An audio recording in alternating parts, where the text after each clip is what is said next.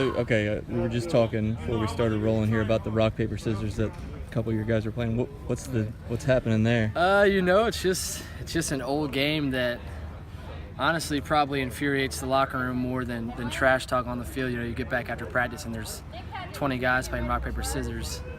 It's just a good time, I guess. Kind of relieve some stress. We call it the camp crazies. You're in here all day long. There's something you got to do to bend the time over, and rock paper scissors is our outlet. So it's definitely a thing in the receiver room to play whenever you can. Who's the best at it?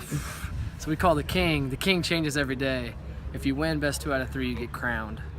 So right now, I believe K1 has the crown, but my boy Dave Bouvier gets it a lot. So it's kind of an everyday thing.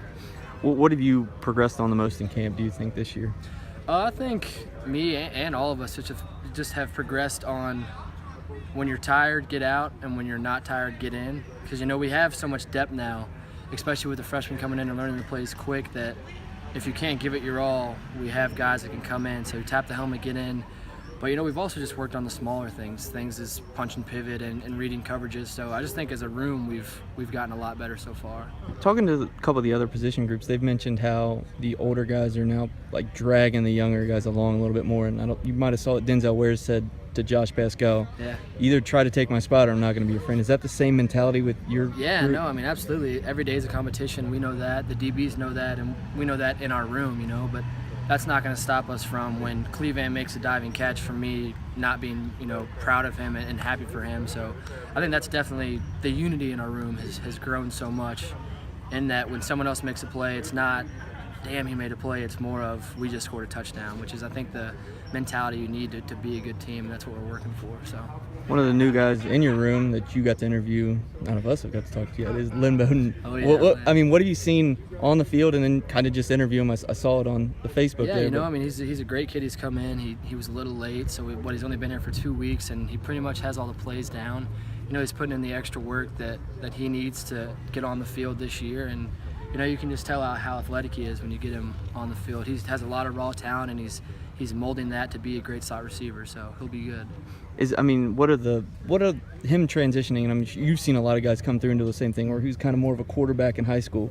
What are the things that you have to improve on to be able to make that transition? Yeah, I made the same transition. I was a running back, so I didn't really know much in the slot.